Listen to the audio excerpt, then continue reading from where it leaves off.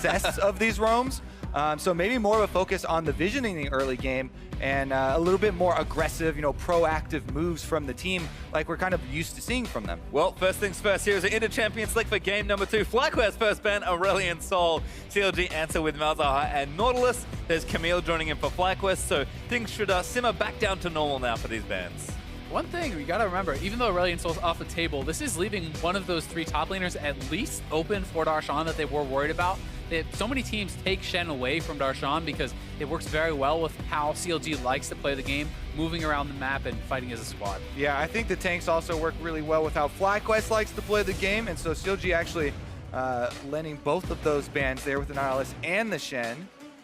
Last ban Lulu though for FlyQuest means that CLG gonna have to take a bit of time here with this first pick. I think jungle is open, kind of leaps out the potential options, but CLG can do a lot here with this pick one, and it's gonna be Rengar to start it off. And I'm actually a little bit surprised it wasn't Graves. He did have a fantastic game 1, but Graves has been Smithy's kind of traditionally most played and most successful jungler. Yeah, I think FlyQuest actually will be quick to pick that up unless they really want Moon on like a Gragas here to create plays for the team early on and play more of a front line. Yeah, the Kha'Zix matchup can be pretty solid into Rengar as well. That is something that a lot of people are willing to make the trade with, but Lemon going to be getting in on Zyra, and this does work well with how he likes to play the game. Pastry, I know we were talking earlier about it's very rare that you see anyone playing it as aggressively as Lemon does. Yep. He loves to flash in and look for roots and look for big plays. No Malzahar, of course, because that's banned away, but a big aggressive support there with the Zyra. And we'll see what FlyQuest pair with it here. They could take Ashe and also take it away from Stixxay. Hasn't been Altec's biggest champion this season, so we'll kind of play it a bit more conservative and just take Graves here. Yeah, no surprise there. When he is available, just a lot stronger in general than the rest of the field. Let's see what the answer here for CLG is. If they are actually going to decide to try and mirror the support role, I guess we'll wait till the next round for them to see if they do go for, the Nami or the Karma, which are the 2 that I would expect, with Lulu and Malzahar both being banned out. I don't think they really want to get pushed below that kind of threshold for supports. Yeah, it can be a little bit risky to let your support go that far down, but at the same time, sometimes it can be worthwhile if you can create some discrepancy that gives you a big enough advantage elsewhere. Looks like they're happy with the Nami pick though. Nami Ashe gonna run the lane straight back here. I mean, Stixxay, we've talked already about how good his Ashe is and how much preference he's shown to that this season already. I think one of the things that hurt FlyQuest last game was that every Ashe arrow felt like a good one, because there were 5 good targets to hit there on the FlyQuest side. Yeah, we'll see too if Lemon Nation is better at dodging the bubbles, because Afro landed an alarming level of bubbles without any dodges or flashes from the enemy teams to set things up. Well, there's the Rumble last pick there for FlyQuest, and starting to ban away top laners already, so could set up a really nice matchup of balls, but CLG will stick to the plan and ban away mid laners. Yeah, well, taking away the Fizz, that's another big difference here from FlyQuest. So they are going back to the same top laner, but Darshan is going to have to show us something different. Obviously, there are some tanks still available. The Poppy is something he's played quite a bit. He could go into a carry matchup if he wants, though. Yeah, I don't think FlyQuest will be worried about any tank matchups at all. Rumble would definitely be able to have an advantage there. The only one little flex thing they're kind of worried about is the pushing here, or I mean the 1v1 split pushing champions, and Kled off the table as well, adding another one to that list. Yeah, that is another one off. Kennen is still available. It's something that you can see played into Rumble sometimes, building things like Wits and the attack speed, Kennen type build. Yeah. Ooh, and that's actually Kennen for FlyQuest, so they take it away. I want to This say, is an AD carry. I want to say it could be, and that's what everyone's mind is going to jump to after the Fnatic series. However, this was also one of High's favorite champions. This is probably like a 0.02% chance, since AP Kennen is way worse. But this was technically one of High's favorite champions, during the Proto Bell era with full AP Kennen in the mid lane specifically. But it's a very low chance. Yeah, and it's. If someone is the guy to do it in North America, it's going to be Altec, right? The guy who has played Mordekaiser AD carry, Misfortune AD carry, he busts out the champions that a lot of other players aren't willing to do, and this could be something prepared by FlyQuest for this series. Well, there's Ari for CLG, so a very safe mid laner for probably a counter pick being prepared here for High, but there's a Mundo actually for Darshan, so they needed a tank, they've got a super tank. Actually, one of the old classics into Rumble, Rush the Spirit Visage, and you just kind of CS early with cleavers. If you can get past the early stages of the lane phase, Mundo's actually quite good into this matchup. And Mundo is actually one of my favorite champions. One of the reasons I feel like he has fallen off quite a bit, though, is Executioner's Calling. That item alone hurts him so much. The easy application of a permanent healing debuff, and, you know, we'll see if FlyQuest is going to pick one up early, because I think if you do, you really do cut out so much of the strength from Darshan. Yep, Morello's, of course, kind of the go-to item for almost every mage in mid as well, so it can certainly be a tricky environment for Mundo, but last pick, Orianna, does confirm the AD cannon there for Altec, and, I mean, High is going to go back to Ori, but I feel like it's interesting to see where FlyQuest power resist game once again High on a champion he can really carry on, but it's not that aggressive early game champion. Instead, duty falls to Moon and maybe bottom lane as well. And I mean, this is High's most played this season, right? This is his bread and butter. He has been playing it time and time again. Definitely a very different composition, though. This is not really a protect the Kennen. Kennen succeeds more in split push. Yeah, especially since the threat from who he's roams on Ahri are still there, just not nearly as much as on the Aurelion Soul, and it's a lot easier. You have so much more time, basically, to alert the side lane, so I don't think he'll be as worried about who he leaving the lane as he was in the last matchup. Well, we'll see what happens here. Once again, ThinkCard, a little late to the handshake, but smiles there. Man, you are right on the coaches. He's fashionably late. He's making them wait. I mean, you know, using that maximum time as your team gets in, I don't mind it. Yeah, a little bit of extra information for the early game plan. Well, you can see the matchups here. Very curious to see what happens there in the bottom lane. CLG FlyQuest round 2 is coming right up, and we kind of expected FlyQuest to start to play a little more creatively in their draft. We didn't think they would go all in, and they haven't this time, but Kennen is the kind of pick where, like you said, Azael, if any team is going to have a practice, it will be FlyQuest. The Kennen is super interesting to me because when you're looking at the success of Kennen AD carry, you can pretty much look no further than Reckless, right? He is the one guy in Europe who has been doing well on it, and it's so important to win lane on this champion because you need to get ahead and you need to be able to succeed in split push. He's not a traditional AD carry, but they're laning against Ashe Nami, one of the best 2v2 matchups in the game. But they're laning as 5 members. Haha, gotcha, Azael. We'll see if they get any kind of surprise bush check with here. Rengar down here, he might actually think that they have the numbers advantage, but Yeah. you see a ward. Oh, yep, that should maybe tip them off that something's happening. Lemon Lemonation bait? going to move out and get some plants out, perhaps. Smithy actually already backing away, and there's the recalls from Moon and Balls, so no one going to get caught here. And they'll both complete those recalls and back to their lanes. Aphromood is dancing, also just saying, you know what, we can see you. Don't try anything funny. And while, you know, the 5-man bottom bush is kind of funny and, you know, there's that chance that you get a face check kill and it's very low, what you give up on that and why you don't see a whole bunch of teams do that is, you know, free warding on the other side. There's the classic Wraith ward here from Darshan to see the start from Moon so they can begin tracking him.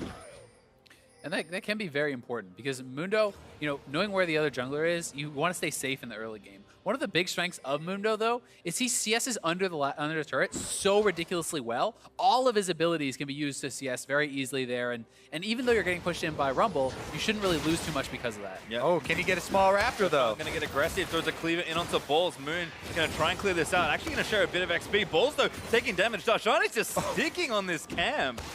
He's continuing to throw cleavers. This is really troublesome. In fact, almost stole one. He took half of Balls' health as well in that trade, as well as delaying Moon here. And he actually might be able to cut off Balls at the tri-brush here and get a couple more cleavers in, but Balls is going to go the safe way, so that is smart. But so is Darshan. He's He missed. This is also actually the first Mudo pick we've seen since the first week of Spring 2016. Oh my It was goodness. played by Fang, a sub for TIP, so it's been a while. Definitely a stranger in the North American LCS. Well, Darshan again. Nice little Oh, early the lead, so cheesy Moon's going to gank. try something special. Not cheesy, intelligent. I really like this pathing. You know, Darshan spent so brilliant much. gank. Yeah, thank you. There you go. I got you. All right, flash in instantly. Darshan busts away, but Moon might get the solo go here. He's going to move Oh! tries to get the red buff tick, but it's not enough for the kill. Brilliant idea. Maybe not the exact execution of it. Yeah, I mean, Balls was not there to follow up. Like, Balls needed to commit and flashed in too, and now he's going to lose his bot side jungle. Yeah, He's already there. I would say he was not supposed to follow up. He's supposed to start it out. You want Balls trading, to start the trading out with the Mundo, then you go in and flash with the jungler coming up. So I think it was a really good idea.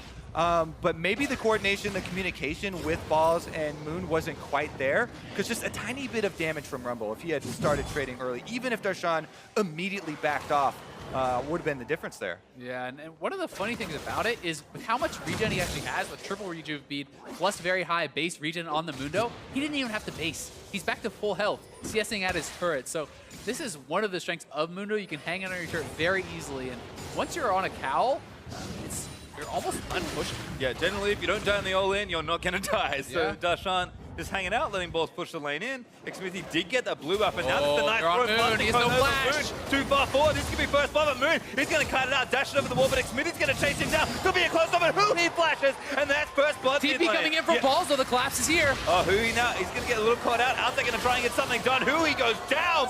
He's recalling right now, gets it off. All right, little chaotic there. Trade though. CLG get the first blood. FlyQuest answering return, but it does cost them their top lane TP. Yeah. Exactly. And now the Mundo is a level up, plus there's no teleport for balls to get back to lane. So he loses a lot of minions here. He really does, and this is a full commitment to the play.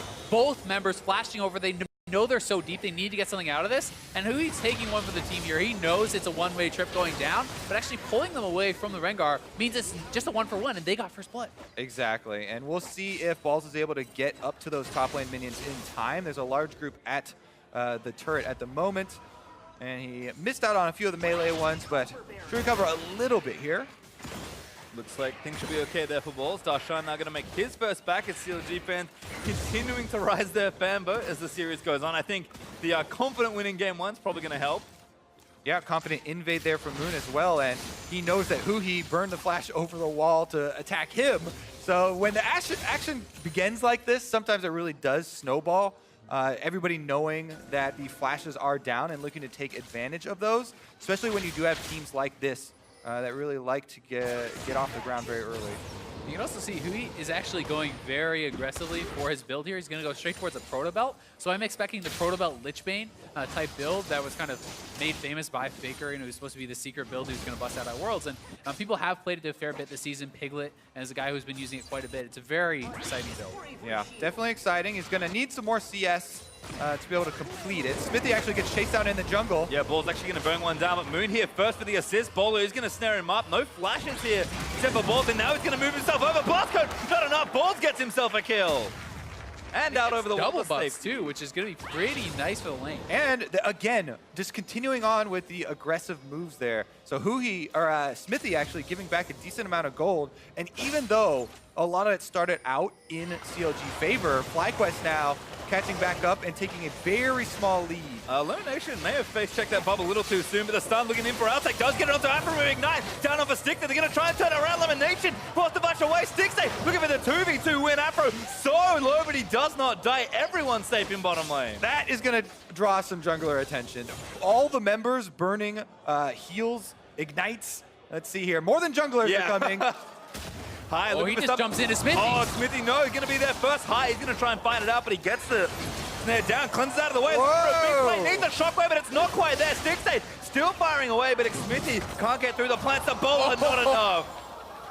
So ridiculously close there. What an exciting start to the game. It's Hui that gets the push out mid lane, gets to recoup some of that CS. Yeah, Hai didn't want to flash over to the tri-bush because then Rengar would walk in the tri-bush and get a free hop onto him, so he flashes towards the duo lane into the Ashe autos there, and it's extremely close. That CS that we were talking about before, Hui does take that time to catch up a bit in that department.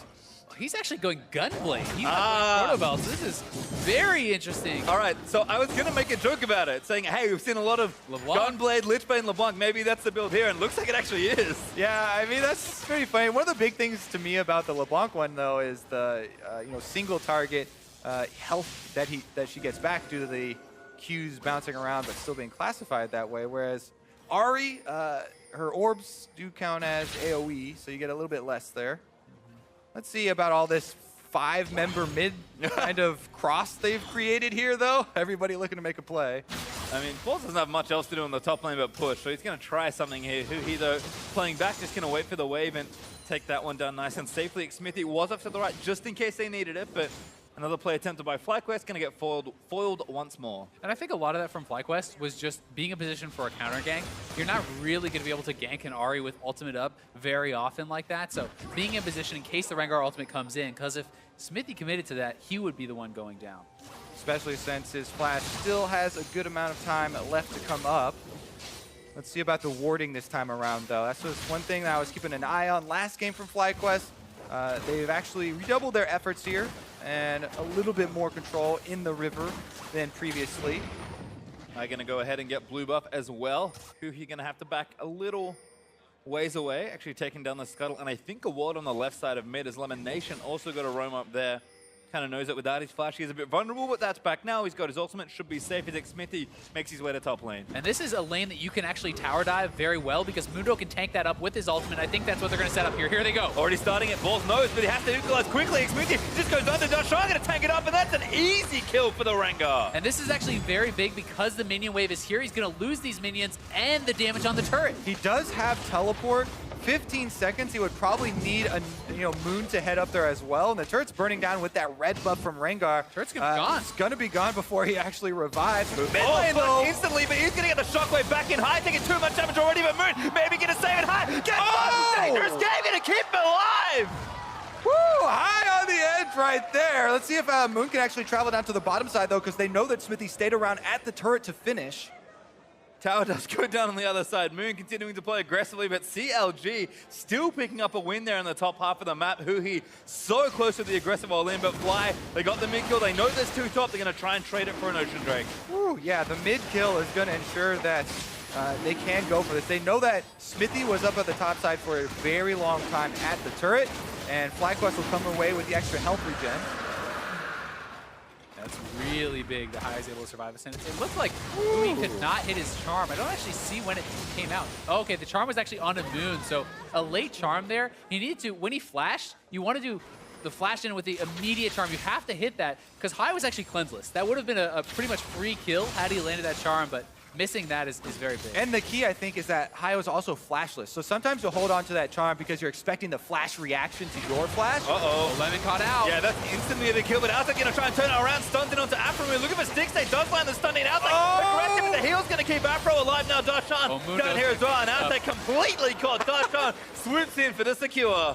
Briefcase to the face. Sentenced to death there from Darshan.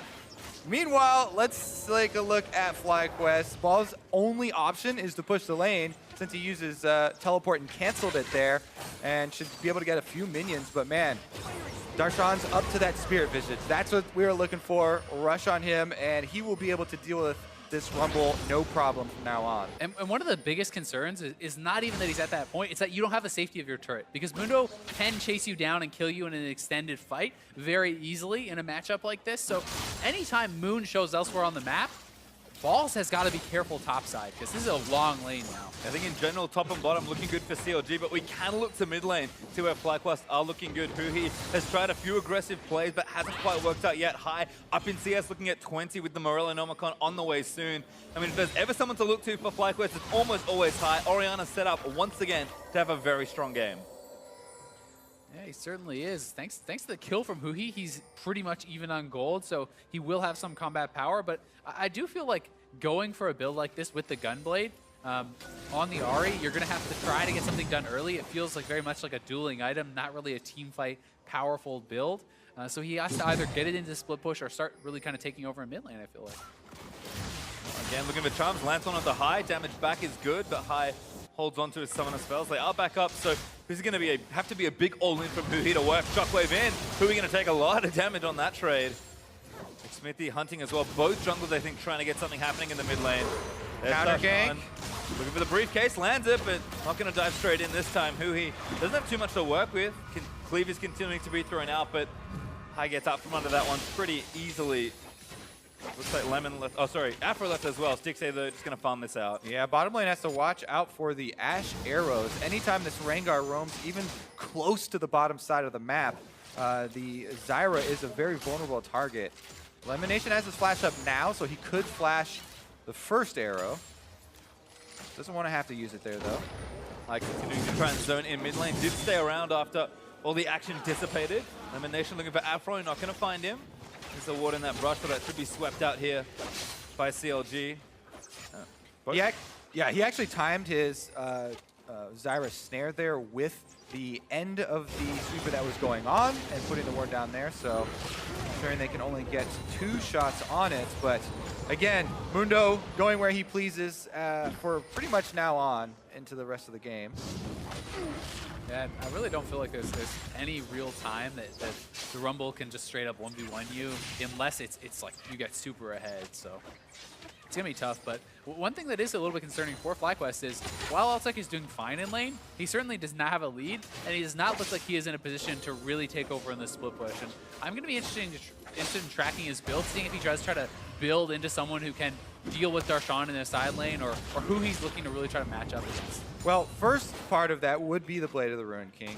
You did also mention the importance of cutting the healing of Mundo, so that would probably come from a Kennen, because he'll have a little bit longer range than Graves and a lot quicker attack speed, maybe even a Runons to spread it around. Exactly. With that Runons, you can have a lot of value from it. Well, it looks like that's where Altec's going right now. Blade's finished for both AD carries with 2 daggers in there for Altec.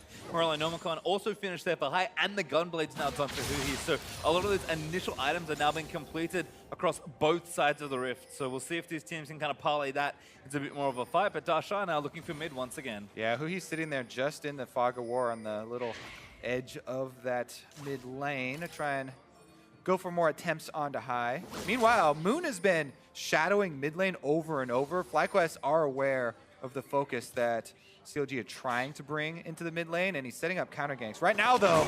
Oh, base check. Actually, Smithy gonna leap out.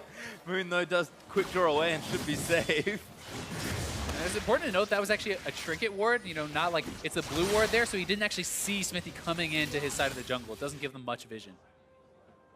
Well, you can see Darshan and Smithy just going to back away. Darshan now going to meet the top wave. Ball's even roaming towards the mid. You can see just how much attention both teams are paying to that section of the map. Ball's going to try and keep Smithy's control ward out of the jungle. Should be able to take that one down. Soons him out with the harpoons. And Altec now waiting in bottom lane. Yeah, going to go for an all-in onto Stixay. Stixay flashes out, but he might get stunned already. Aphromoo going to get the tidal wave down. Elimination getting burnt down already. Gets out the struggle, though. That might be enough to get the trade. There's one as Altec takes down Stixay. It's actually Lemon that gets credit for the kill. But now it's powered up the top as Balls. He's going to get left on. Good flash out of the way, but Smithy still going to chase it down. Equalizes there, but Darshan just too tanky, and he gets the kill. There's nothing that you can do there as the Rumble if nobody on your team is lending any help. Smithy and Darshan dive in once again, and the reason nobody else was there from FlyQuest, they all were drawn to the bottom side as Moon and High both attempted a roam down there. High cancels his roam, goes back to mid lane to try and shove, and he's hoping to get some tower damage on the mid lane, but CLG are just demolishing the FlyQuest defenses. Yeah, they really are, and if they can't get some turret back here, they're going to start falling pretty far behind in gold. They do at least have that mid lane turret low, but the CLG bot lane is moving up to try to defend. Yeah, Moon's also trying to move up to, I think, cover for High here and make sure this mid turret goes down. They really need to just open up the map. High gonna tank a turret hit there, but this cannon wave could secure it for FlyQuest, so they will get a very key turret for themselves. But CLG just continuing to play to that strong side of the map, and Darshan has already taken over this lane. Anytime someone else comes up, it just seems like so much trouble. Yeah, the setup for this upcoming Drake is going to be very important as well. There are a lot of tools that CLG have to force the issue here.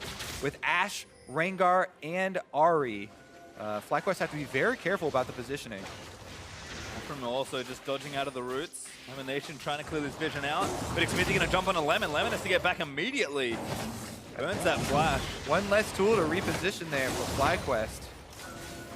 I never really like when people are actually trading with the Zyra plant to kill that off. You take so much more gold than you're almost always expecting. You almost always will lose out on that trade. Sure, you get a couple gold for killing it off, but he gets the Spell Thief gold and a lot of damage. Player again just grouped up. They're trying to burn the ultimate and just run in for it. On a pretty short cooldown, so should have a back of a team fight start. Darshan is just a menace right now. I mean, once again, the FlyQuest double AP is kind of being negated by all that early resistance. It's actually pretty big, though, to not have the ultimate as he's going topside, and Dragon could be started up by FlyQuest, because not having the ultimate for Mundo in a team fight is very, very big for the move speed and the healing. Big minion wave up there has drawn Darshan away from the fight, but FlyQuest very scared about starting this one up. Well, it's there. Looks like someone has already aggroed it, so FlyQuest are going to move on to the objective. This could be such a pivotal team fight if they decide to commit to it, but it looks like CLG just wants to shove mid and try to trade for turret pressure. All right, Drake #2 now over to FlyQuest. They'll add a Mountain Drake to go alongside that Ocean. He's waiting. Waiting for Lemon specifically. Oh, Elimination, goodbye! Oh! Barely gets the ward down, but does go down to Huhi. High also going to get bubbled up there by Afromu, but is here in time to try and clean this up. Shockwave lands on Afro High, going to turn it around. Big play gets a kill. Force to Vash, Afro minus Stixay. Arrow lands in, Cleanse. Not nearly enough as Stixay gets the kill. Nice trade kill. Yeah, and that is going to be mid pressure as well for CLG. They just can run off the defenses here. Balls and Moon going to try and wave clear, but look at topside. Darshan could get all the way onto an inhibitor turret if they try and defend outer mid. He's all the way onto an inhibitor turret. There he is, trying to defend mid. So Darshan just getting things pushed in. Now going to move all the way back. I mean, 2v1 can probably be okay. Now Smithy might even die with Huli on some Moon. Bowler is going to slow one down. There's the charm landing. Moon seems to be in trouble here. Is Elimination going to try and get Huli? Does snare him up, but Stixay here. Stranglethorn's going to get flashed out of. Moon flashes for the kill, but already too late. It's just so much pressure on the map from CLG. Yeah, a lot of super aggressive moves behind turrets for them, and they actually don't even focus on taking down the turret. Darshan was walking around inside the FlyQuest base while two members of CLG going for that dive between turrets. And FlyQuest get to hold on for a little bit longer.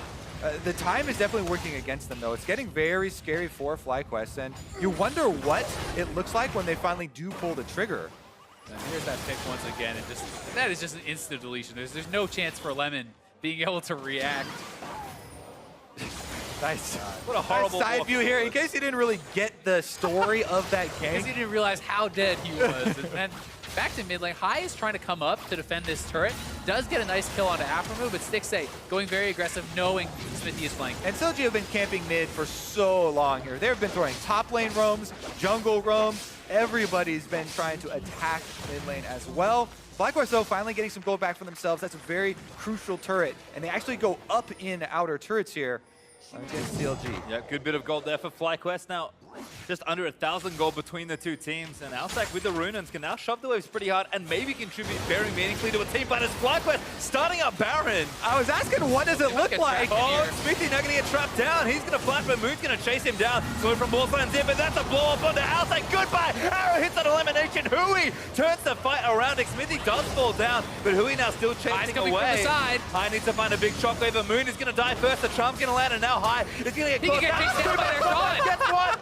That's Afro already dead, but Stixay is looking to zone the rest of it out. Darshan going to run it in, and I don't know if they can kill this Mundo. He doesn't have his ultimate, but Darshan's just going to keep running high. Going to try and focus him down, but he doesn't have enough at all. Hui gets himself another kill, and now Darshan's just going to keep going. Balls. He's the next target. This Mundo will not be stopped. Blast going, get out. Oh, Darshan finally off with the help from the plants. He was going all the way to the fountain if he had the chance. Hui came up so big in that team fight for CLG. FlyQuest made a very risky call here, and it's a bit surprising to me. They pulled this pretty much even. I wanted to get a view from the CLG perspective, because even though they see Smithy in the river, I wonder if he actually saw them before Elimination walks out there. Curious about the Fog of War on that one, but regardless, after they see Smithy, they get super nervous and like, oh, he probably saw us and we need to get out of this Baron pit. So they go for the offensive. As you're saying, Hui coming over that wall, deleting the backline, just cut everything out from the feet of FlyQuest there. And even though it was pretty funny from High being able to punish after moves flash forward, he eventually is going to pay the price there. Tax collector Mundo's coming for him. Yeah, and I mean, Mundo, he's going to keep chasing you down. You need consistent damage. You need healing debuffs to actually be able to cut through him. You know, one thing that was going well for FlyQuest is they finally had moved Kennen into the side lanes and started. All right, they definitely saw plans. Yeah, Elimination accidentally betraying his team there with his passive. As the plant spawns in front of Xpiti. I mean, it was an aggressive play, but CLG already on top of that. You can see finally, I mean, Alsac has now finished the Executioner's calling, but it's going to be tough to kill the Mundo. I mean, even if you cut through all that healing, he's still so tanky with almost 3 items completed. Yeah, it really is. And I just feel like if you can't get Altec in a side lane, getting something done, FlyQuest cannot win this game. That has to be really the key to their plan. I just don't really see CLG, unless they make a big mistake and group up for an AoE combo, losing. Yeah, I mean, they can get him into a side lane. The key part of your phrase there is getting something done. I don't think there's anything, even with Executor's Calling, he can do against Darshan right now. And Ahri. I mean, Ahri now has Lichbane completed and the Gunblade, so how do you duel up against that? But if you don't get the Kennen ahead, it doesn't really succeed, and that is the problem with the Kennen AD carry team. Well, you've certainly seen Hui just destroyed two different members of FlyQuest bottom lane with that Gunblade. So now with the Lich Bane finish, things are going to look better. Stixay also with a Phantom Dancer. We've looked at Darshan. He's quickly approaching that third tank item here. I mean, he's even got extra flat health to build. So this Mundo is only going up for the next few minutes. Now FlyQuest, I just saw High complete his Luden. So overall, they're just very far behind on itemization, even though CLG are not quite 3,000 gold ahead. It's just a tough spot for FlyQuest to be in. FlyQuest are putting themselves out there for the team fight. Oh, Ball's going to get jumped on. That should be a kill. Looks like they're going to try and turn it back around. Altek defensively puts the ultimate in the Stranglethorns. Only going to find Darshan. Stixay on a killing spree takes down Balls. Now 5v4 for CLG. That was a very curious, where do we go? Walk up mid lane without any turrets around, and CLG pounce right on them. Now let's see how FlyQuest delay for the revival of Balls. He does have teleport, so if they can stall for 20 seconds, then they're okay, but this is risky. Yeah, blind right now. Baron not being started. FlyQuest will get the information they need as the blue trinkets move into the pit. Darshan again, we're going to zone them out. CLG playing this one slowly. I think without ultimates on CLG, I would have preferred to see them move over towards the Dragon and try to start something up there. Because no Ashe ultimate, no Rengar ultimate, no Ahri ultimate, those are your pick tools, right? And you're not going to really catch people out unless FlyQuest super walk into you. Yeah, that was definitely some good discipline from FlyQuest, not to just steamroll ahead, face check, and go down there. That's what CLG were looking for, trying to get a face check kill there. But they eventually do transition down to that Drake to pick up the Ocean Drake for themselves. That's the Drake over to CLG. They'll take one away from FlyQuest, who will stop their run on that objectives. Altek still shoving down waves. We'll see if FlyQuest can kind of find the angle or even just the setup that they want. I mean, CLG have just consistently dictated what's happening in the series so far. And in the last game, it was Hui and the Aurelion Soul taking over. This game, it's just been Darshan and this Mundo causing consistent pressure. And CLG, they found the lopsided part of the map and they could kind of bleed out wherever they wanted. This game, they chose to go mid lane, but they had so many options. FlyQuest just can't afford to fall behind in places where CLG are very obviously attacking. Yeah, CLG have had very good, well thought out game plans heading into both of these games, set up in Champion Select and executed on in-game as well. Throughout this season, FlyQuest have been this scrappy group of guys. Balls looks to be in some trouble here. Gunblade already used, so the team's going to reinforce, and that should be enough to save their teammate, who though going to back out of the way as Darshan's busy in the bottom lane now, takes down the outer turret. And even though they didn't get the kill on Balls, they're still winning out on this play because FlyQuest wasn't able to execute on a Baron rush. They're losing stuff on the bot side, and Darshan is really just doing a great job extending his lead. Well, it looks like some gold going to be spent by Darshan. There's a Guardian Angel now completed there for Mundo, so no health just yet. There's a Ruby Crystal for a bit extra, but Mundo had enough to kill for FlyQuest when he only has one life. Now with an extra life, especially good with someone with this much regen. One of the other things that's going well for CLG is just there's so much magic damage on the side of FlyQuest, and so many of them have itemized heavily towards that. You know, FlyQuest really are going to have to try to set something up, start to control vision and fight back to really be able to look to grab someone. Yeah, it's a similar story to, you know, how can they come back as last game, right? They still have the Orianna, they still have the Rumble, and they're kind of hoping for one of those, you know, Hail Mary face checks, I guess, from CLG to turn this one around. Because the last couple of confrontations have gone heavily CLG favored. And FlyQuest options are dwindling. First step, though, set up that defensive vision and really try and create a space for yourself to make a comeback. I think continued credit to CLG and their drafting here, though. One of the reasons I like Ashe in particular versus FlyQuest, if they're going to keep drafting Rumble, CLG basically won the last game by initiating a screen or two away and then forcing fights where FlyQuest could never fight as 5. This pick could get FlyQuest something, but Smithy may be able to get out. Breaks out of the CC with a W, and FlyQuest, they need to fight together, but they can't find anything. If they had CLG's comp, that's probably a dead Rengar, and now FlyQuest can force something. Instead, they need to fight as 5, and CLG is just not giving them that entry into a team fight. Yeah, it's tough, and that is why vision is so important in this game. You need to consistently fight as a team, and that's why we see FlyQuest moving around, consistently contesting the vision around the Baron area. But CLG is looking for a collapse, and they're going to go for the fight. Looks like they might be found a pick. Moon and High, the next target's Bowler's going to land in. Are we going to miss, though, from Stixay? Splits the uprights. Yeah, they even had Darshan back off a little bit to try and lull FlyQuest into a false sense of security, so they didn't scramble there, but they are able to dodge the arrow. See if they are able to dodge the Ari. Waiting on a control ward, though. Who he looking for a pick on Lemon, his boy. Juicy target, he flashes out, but I don't think that's enough to trump. He's going to land in. The Gunblade's good. But playing it up, and they're going to flash forward for elimination list for a little while longer, but Sticks there is going to take him down. All right, let's see if they actually thin out the herd a little bit more here, or just turn onto the Baron. Plenty of vision control for CLG. Yeah, without that support, it's going to be really hard for them to actually maintain vision control around this. So what FlyQuest is looking to do is push up mid lane and force CLG to try to come out and react to them. But CLG is already starting up the Baron. Yeah, way smarter than that. And this is such a good little Baron duo. Mundo, excellent around Baron. He tanks it, he does a lot of damage to it, and CLG is just baiting FlyQuest in. And they come up with a steal here, no vision. Ulted already. Altec's dead there to who? He's Shockwave is going to miss, and CLG going to take everything around the pit here. FlyQuest, they maybe try a miracle steal, but that's all they can really do. Moon has to go for a steal, and Darshan's over the wall trying to stop that. Moon looking for it, but Darshan going to be disrupted. They take down Moon. He's in the pit, he took down Baron. FlyQuest maybe saved the game, but CLG collect 4 kills. And Lemon, the guy who died at the very beginning, comes back up and is able to wear the Baron buff. He's the only member from FlyQuest with it. Not and it's gone! From Sticks. Here comes Xmithy, and Darshan should be able to take it down. Solo! There's the ace from CLG. Darshan holds onto his GA as well.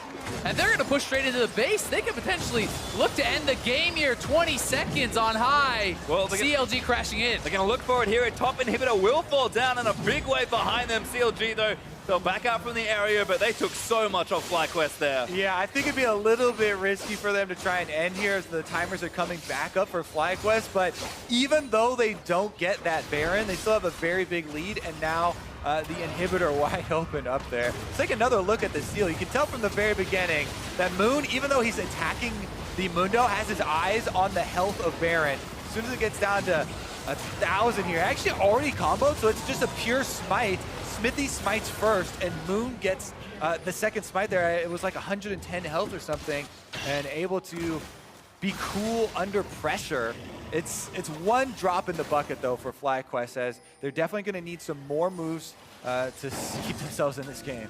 Yeah, they really are, but it's a game-saving play nonetheless. I think if CLG gets the Baron there, the game does end. So FlyQuest still have hope in this game. They still can look for those big shockwaves, for the big plays to try to come back in their favor. And man, whenever you're able to pull out a smite steal like that, the pressure that the junglers are feeling on a playoff game, on the stage up there, they're already down 1 game in the series. Definitely a lot of credit due to Moon there. Especially against Smithy, who's kind of known for being incredible at securing these objectives. Famous for stealing away so many dragons and barons in big ticket games. Well, you can see who he... Now he's the one split pushing here on the Ari with the Lich Bait, and this should be pretty easy pickings on the side lane as the tier 2 turret falls over to CLG. 6 turrets to 3 now. CLG starting to balloon that gold advantage. 7k up, going to look to take their own Mountain Drake and equalize Fly's Drakes. 6A and Afro, no jungler required for that one. And sure, even though Lemon does not have Baron anymore, FlyQuest at least took it away from CLG, but Super Minion's going to cause enough of a problem, and CLG still have a good setup for any sort of split push. And Smithy actually just trying to zone them back, look if there's any sort of dive. You can scout out the other team with that Rengar ultimate, see where they are positioned. Doesn't find anything, but creating a little bit more pressure. Yeah. How cool is it that we're looking at FlyQuest and everyone's like, oh, all the crazy picks that they've done all season, and CLG come out with 2 picks that we haven't seen in a very long time in the NALCS. That Mundo counter that showing up a bit in Korea to the Rumble, really successful here in a previous game. Puhi's classic Aurelian Soul. As of right now, FlyQuest fighting for their lives to defend their base. This is not safe elimination, but looks like Altec and Moon are there to protect him. Xmithy, though, going to continue just holding Dominion over this brush, and this is just trademark pressure from CLG. They're playing like they have Baron, even though they don't. Every lane is getting pressured. The supers are just causing too many problems, and at some point, something goes wrong. And FlyQuest break. I mean, even if this pattern holds, FlyQuest are probably losing more turrets, which they can't really afford to do right now. And that's the big thing when you don't have lane assignments that can match up in a straight up 1v1. You have to send more members to one side, more members to the other side. Then the rest of the CLG squad can move in and look to create turret pressure. Looks like 6A and Afro waiting for a little while longer. Darshan, I think pretty unkillable at this point with the Banshee's Veil now done. CLG rewarded for their patience, do take down the mid-tier 2 turret, and just the game is slipping rapidly away from FlyQuest. And that's exactly what they have to do. As soon as multiple members move up to deal with Darshan, you move forward on the other side where it's now a lopsided numbers game. Yeah, attempting to deal with 605 Mundo, 277 CS, almost highest in the game, just under high there. With his GA active, as you said, is not only is it hard to do in the first place, but even if you would be able to accomplish it, it would take you so long that the rest of your base would probably go down in that time. I mean, FlyQuest, we'll see if they can find an opening here. They've still got the sort of team fight to break this game back open and keep themselves in the game. Moon, he already stole one Baron to make sure the game stayed afloat for FlyQuest, but CLG is not only the comps that they've picked, but the way they're approaching these games is just so difficult for FlyQuest to get anything done, and this giant fed Mundo is kind of the star of that problem. It really is, and one of the untold stories here is that Smithy is getting to farm his own jungle, is getting to farm his opponent's jungle while his team is pushing in. You know, Moon is stuck in the base sharing CS. Well, Darshan's ulti is going to be down for 40 seconds. Just pops it, runs away. Nothing FlyQuest can really do, and that ultimate's up on a pretty short cooldown at this stage. Darshan level 17 is chilling out in the top lane. Probably going to just smack the inhibitor when it comes back up in a few seconds. And again, with Baron up in a minute 35, CLG just have to be patient. Yeah, I feel like that's the key word there. They're just being patient. The signal is that they have Smithy farming the jungle at their own side of the map, as you said, rather than having him up with a team looking for a dive of any sort. They just want to keep FlyQuest pinned inside their own base so all the wards expire, they aren't able to farm, and wait for the big Baron number 2 to come back up. And the expiration of wards is a really good point, because you know that there's no way you miss sweeping out anything. There's no vision that has been established whatsoever from FlyQuest. So as CLG now moves over towards this Baron area 1 minute before spawn, they set up their ring and they know that it has not really been broken through yet. Looks like extra shopping trips also done by CLG, so all that gold is spent. Perfect setup here for this next objective, and there's really just one blue trinket up right now for FlyQuest to get any work done. With CLG though, doing their homework, making sure they clear the vision out, and something's gonna break soon. Lemon got through the line. He snuck a ward into the Baron though. So FlyQuest do have one in the back of the pit. And we will see if that one actually ends up paying off, or if CLG can actually have a control ward in the pit to clean it out. Because, man, it's so scary to face check that as FlyQuest, but the options are so limited for them. They have to have this hero team fight victory where they catch CLG inside the pit on the Baron and get some big AoE spells off. Yeah, they should spot it out now. Yet another control ward dropped in the pit, this one by Stixay. Afro still has his to place, because that's actually the jungler and the AD carries around the pit. So they have really kind of done their due diligence. 3 pink wards around the pit, set up that ring of vision, look to clear that out, and then search the treasury. Meanwhile, there's still an exposed inhibitor on this top side that CLG are poking around at. Actually, Smithy that's collecting all the extra farm right now, as we've got Huey behind Darshan this time.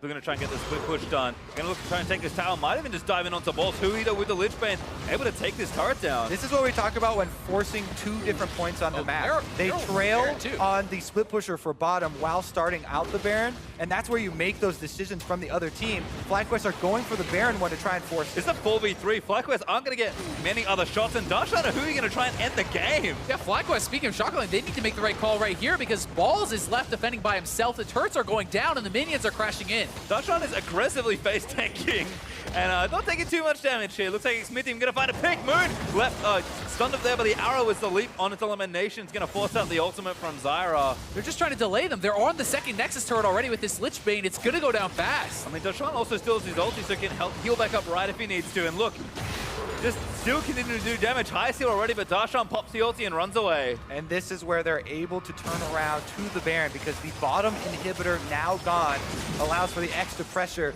The 2 split pushers are staying there. CLG can just back off this Baron as soon as FlyQuest show up. Exactly. They're not even intending to finish this. They're just drawing the pressure down, allowing this 2-man squad to do their work. I mean, Moon was there, but he's going to have to move out of the way pretty quickly.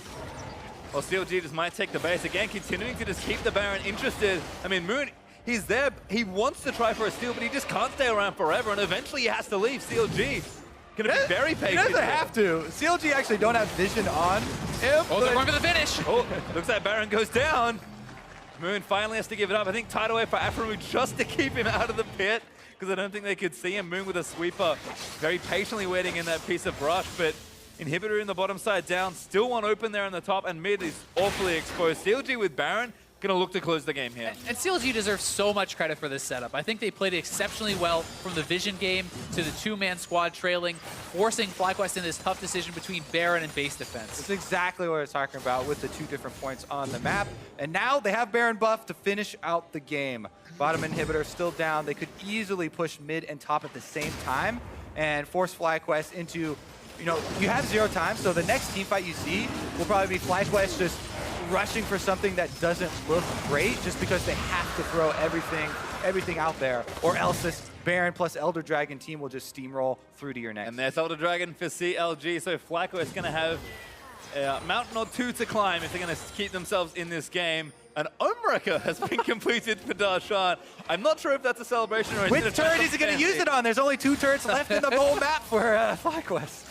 And one of the scariest parts about the Elder is actually how much true damage even on someone like a Mundo. It makes it incredibly hard to deal with him in the 1v1 as if it already wasn't really difficult, because now he has a respectable amount of damage and they're closing in on all sides. He will continue to shove in the waves, threaten the Nexus turrets, while the rest of the team looks to take down the mid and top. I have to say, this has been a completely different CLG from the regular split. Smithy's going to go for the ult here. It looks like they are steps away.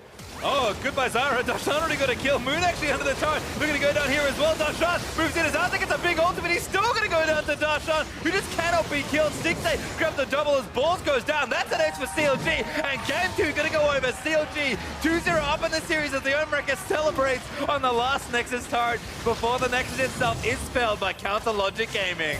CLG show off the Mundo and give you a masterclass on split pushing, spreading out your opponents, how to close a game here. So much better than the regular split performances that we've seen from them, and a dominating victory in game number 2 as well as that game number 1. This is going to be rough for FlyQuest to really reset after this, because first time around, Aurelion Sol, and everyone's going to chalk it up to, oh yeah, Huhi's still a monster on that. You have to always permaban that. But CLG have shown that they're so much more flexible than that. Yep, and last game we looked at Huhi, Aurelion Sol looking good. Darshan this time around, highest damage in the game for Mundo, and just an incredible performance in top lane. Yeah, I mean, he played exceptionally well. And a lot of this game for me, though, I have to look at the Kennen, at this different pick, because I feel like, as we said, you have to win lane, you have to be a split push threat. Is this the team and is this the composition to pick it into when it's Nami and Ashe? One of the strongest 2v2 lanes, I think, in the meta right now. You're picking yourself into an almost losing situation immediately, and you're expecting to get ahead and then be a success in split push. It just feels like you're setting yourself up for failure. I think that CLG had a lot of control in the picks and bans, and definitely deserve credit for that. And Zix has been pretty good at that all year long. Yeah, preparation certainly paying off there for CLG, but now let's check in with Dash and the analysts for their thoughts on that CLG win. Thank you very much, Pastry Time. 2-0 lead here for CLG up against FlyQuest. They'll be very happy sitting on that one, but I want to dive into Champion Select just as they were discussing there, because to me feels like the most relevant part of this Game 2 here because of what happened in Game 1, and we can kind of compare and contrast the adjustments made by both teams. So right on the outset, we had made the request that FlyQuest ban out Aurelion Sol. So here we go, ban phase 1, all looks good. The Aurelion Sol ban comes through.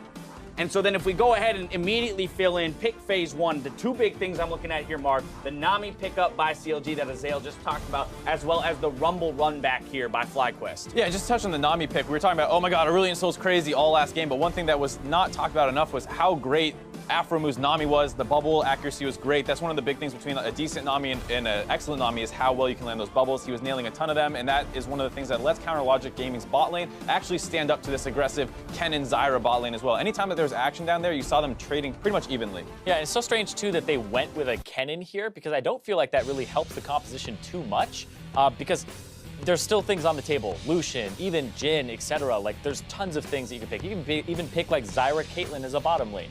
And so I really didn't like the Kennen pick. And it puts them in a spot where you really aren't doing a whole lot of physical damage in this composition. And the Mundo pick from Counterlogic Gaming, perfect. That's the big thing. The Mundo pick is big, but it's the Rumble pick that kind of signals to CLG that we can employ the remainder of our strategy. The Rumble pick suggests that the double AP, or rather just the AP, is going to go top lane. So immediately we see the Talon Zed bands come in from CLG, leaving the only AD option in the mid lane, Jace, up once again, but we know that High is going to prioritize that Ori over it. Right, we know Jace, High can play Jace, that's great, but when you're looking at what FlyQuest kind of win conditions are and like who really carries the games, it's High and Moon, and Jace is an individually strong pick in lane who can take over games, but not the way High plays, where he wants to be roaming around the map and the big playmaker. And Orianna, a little bit better at that, still a good laning phase, but can obviously hit a monster shockwave. Yeah, and moving forward, I don't know so much about that Rumble pick. Sure, it's Ball's Rumble. He's historically very good on that champion. It was okay this game as well. But I feel like it's being exploited in Champion Select if you're picking in the first round. And that's actually one of the points that I don't think we hit enough on in that was that fact that they're double banning Shen and Nautilus to take away the two best tanks in the meta away from Balls, who is a primary tank player. So then he's playing Rumble as kind of a makeup for the fact he can't get his best tanks, and now they're exploiting all their strategies around this Rumble pick. Right, so on the outset, we've got a Mundo pick into double AP, very confident being able to pick up the triple rejuve bead to start, but immediately curtail that into the Spirit Visage. Makes him essentially unkillable. He was unkillable, didn't die in that game. As a matter of fact. Most damage in the game, too. It's just absolutely absurd that there tank? on the Rumble or on the Mundo. And I have to say that for a CLG team that in past seasons we have lauded them for the fact that they had great champion selects, this regular season, Zix seemed to have taken a step back in a coaching perspective in terms of the success of his drafts overall. Here, though, today, seems to have turned it up a notch. And so then if we move ourselves into the game in particular, I want to look at the Ahri pick and how it played out, because Huhi on the, those kind of assassin 1-3-1 champions that we know he loves to play, here gets to emulate this new LeBlanc build that we've been seeing with the Gunblade, but here on Ahri. Yeah, and I like this Gunblade with Lichbane build on people who are mobile and also play in their auto attack range. So LeBlanc, somebody who can jump in, get the auto attack, and then reset. But Ahri, same thing here. There's so many things here. I could go on forever. People think about Gunblade as not really an AP item. It has 80 AP. It's a substantial AP item. The active is going to give you a whole bunch of bursts that it makes it so that you don't have to rely on landing your charm to get the kill, but it does give a 40% slow. That means your charm is even easier to land afterwards. The item is 121% gold efficient without the active itself. This item is absolutely ridiculous, and then you're threading in the AD, which people are like, oh, it's a waste. If you're buying Lichbane, you're auto-attacking, it's not going to waste at all. And the way it actually plays out in game 2 beyond the assassination potential, you see it shores up some weaknesses that some split-pushing assassins sometimes happen, where they can get chunked out and then their pressure drops really low. LeBlanc and Ahri get extra sustain. Now, Ahri already has a little bit, but it really helps her in that kind of split-push situation. And when you look at FlyQuest comp, it's like this weird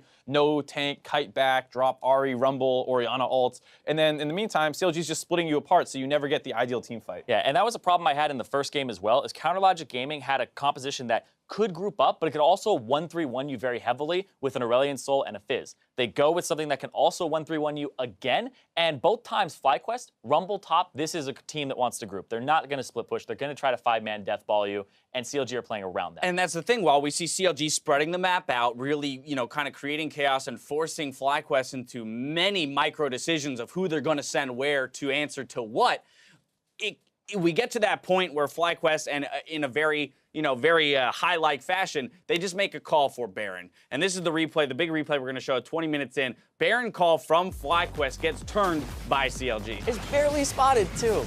Yeah, this is a little unfortunate with the Zyra plants kind of giving this one away, but Smithy was in the area. He would have seen it as he was doing that Skull Crab. And this is one of the things about FlyQuest is now they're caught out of position. The game was like relatively even. We think they're going to get outscaled probably because their comp isn't great. And then you see Huhi able to go in there, pick up a ton of kills, and this ends up being a 4-for-2 in favor of CLG. I just have to say real quick, we're welcoming in our viewers from NALCS2 who were listening to Jet along with Smoothie and Meteos talk about the shot calling. This is actually a replay directly related to the shot calling that High had, and a smart response here from CLG. But in general, Mark, I have to agree that this is the kind of play that if it works, we call High and FlyQuest gods of, you know, split-second decision-making and, oh my goodness, look how decisive they are. But we see that when it fails, they lose that much quicker because it is really a stab back into the game. Yeah, you see, you know, at that point, it was close to evenish gold at that 20-minute mark, and there you see it instantly jump back up to like a 3K advantage just off the back of that play. And it's one of those things where you say, is that really the play to go for? Could you not have tried to get your cannon and like move around the map a little bit more? It feels like such an all-in attempt, and it's something that we often give FlyQuest a lot of credit for when it goes well, but I don't think we necessarily hold it against them enough when it goes horribly wrong. Like it has been doing a little bit more in the second half of the season. All right, Zyrene, 2-0 for CLG right now, so we need the reverse sweep from FlyQuest if they plan to move on and face I TSM. predicted CLG, so I don't know. Well, I your know eyes you go know. wide like, where's this going? I know for prediction's sake, neither of you want it to happen, but I'm going to still ask you to tell me how it happens. How does FlyQuest come back? I think hint number one was the Rumble priority here. Yeah. Do they just abandon that entirely and look for completely different matchups in the top lane? I think so. I think if you can get some form of tank, I think even putting him on Maokai is fine. Because he's going to be serviceable. You're going to be able to gank that lane more reliably. And we're seeing things like there's a Graves being played in the jungle right now for Moon. You got plenty of damage. And they have really no reliable CC in the lanes, nothing that's point and click that you can really just be like, okay, good for Moon to actually open up and get into these lanes, but right, we saw the early gank to the top lane, but they couldn't even capitalize on it at level 2, you know, because Balls doesn't have quite the follow-up that you would need to secure that kill. And this is what I was talking about in the pregame about the stylistic mismatch in the top laners. Like, sure, we're going to force now Balls to play a suboptimal tank in the meta, and what do you think Darshan's going to do? He's going to counterpick it and crush it. Like, that's what's going to happen. So that's the big concern for FlyQuest here is if they do go that Maokai, do you give up the Rumble? Is he going to play a Trundle into it? Like, what does Darshan have in his back pocket? All right, we're putting a microscope on Champion Select for Game 3. We're going to step away for just a bit, but we'll see if FlyQuest can retaliate in Game 3 against Counterlogic Gaming. Don't touch that browser. We'll be right back. Touch if I want.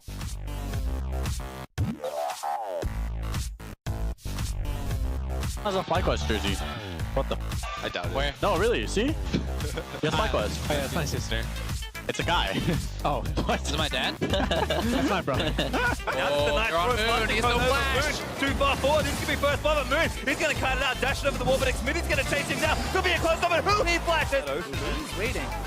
Wait for Lemon specifically. Oh, Lemonation, goodbye.